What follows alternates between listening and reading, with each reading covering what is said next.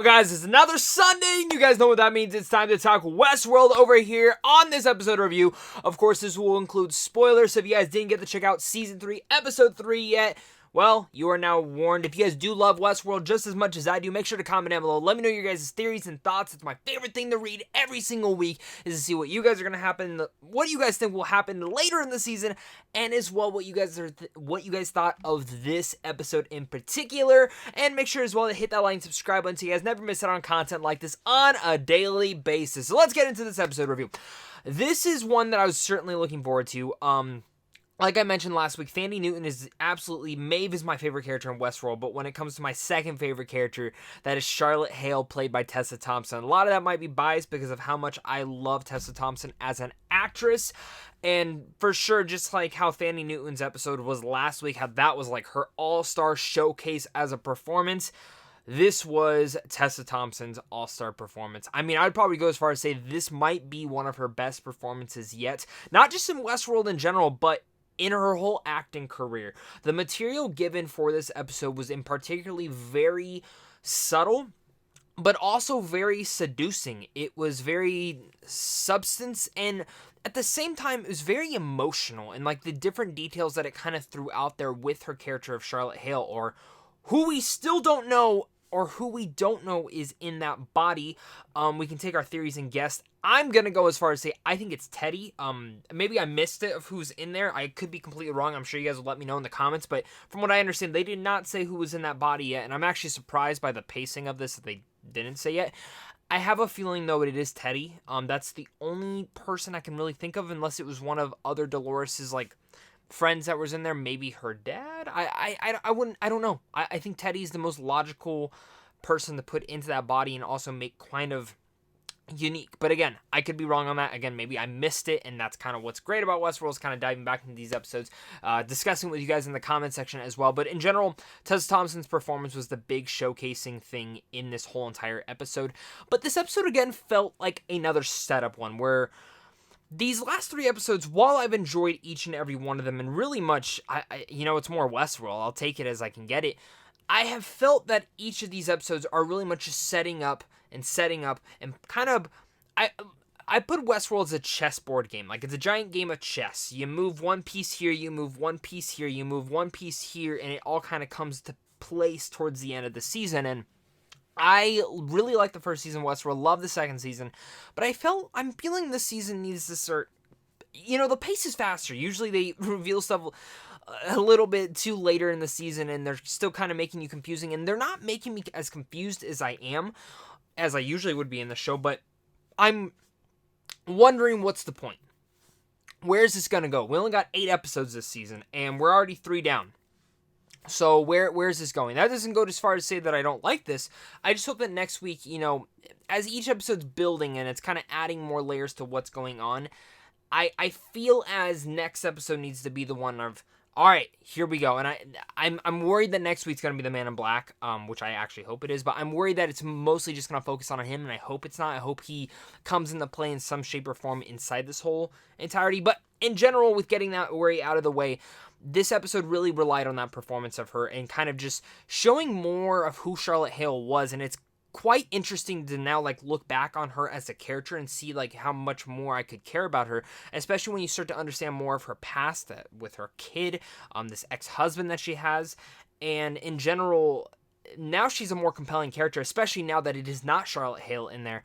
And that whole video message thing kind of almost brought me to tears as well. Again, I said this is a very seducing episode of the emotions, and it's very subtle in its approach, but it's one that actually works. And I actually really like the parallels that they took between the emotional realms of family between Charlotte Hale and actually Caleb, who is really starting to be one of my favorite characters as well in the show so far, just in the 2 appearances that we've had Aaron Paul be able to play him.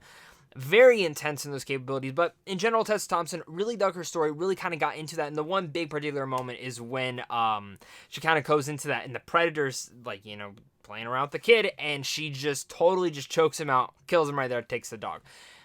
That's where it starts to kind of get oh my god, where is that going?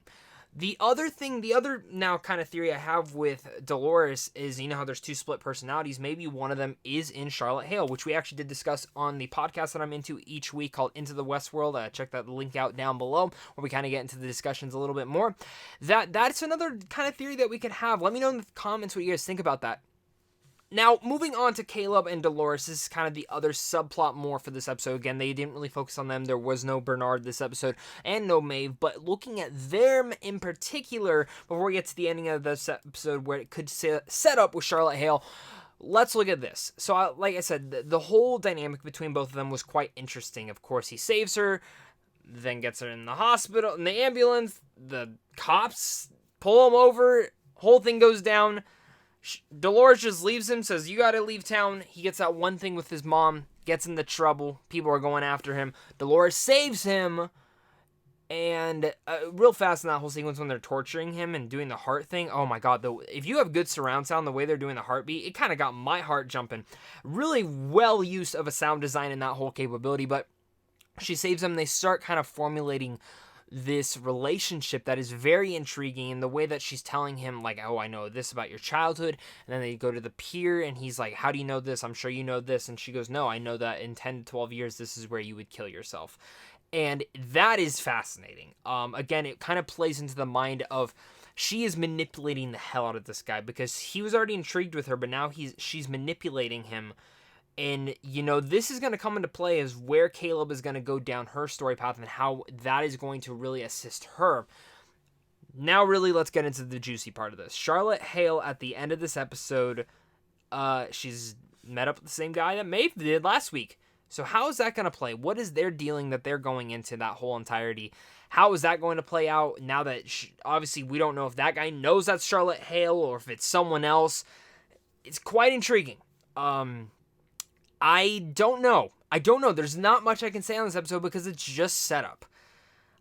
That's what I'm confused on, and that's the Westworld. This feels more Westworld, and in general, before I give you my final thoughts on this episode, make sure to comment down below. Let me know what your guys' thoughts are. Hit that like and subscribe button as well if you guys love Westworld content, and just in general, thank you guys so much for clicking on this video. I really love talking Westworld. I just get super confused when watching it, and I just like getting excited. Like, the way that I'm feeling about it is, like, I can talk about the production design, the CGI, the character development, everything in those entirety, but when it gets down to the nitty-gritty of the story, I kind of start going, okay, I need more from this, and definitely I think we're all gonna need more from this. No particular answers given, but lots of thoughts and theories that I can definitely give to this. But I will say Tessa Thompson was easily the big standout of this.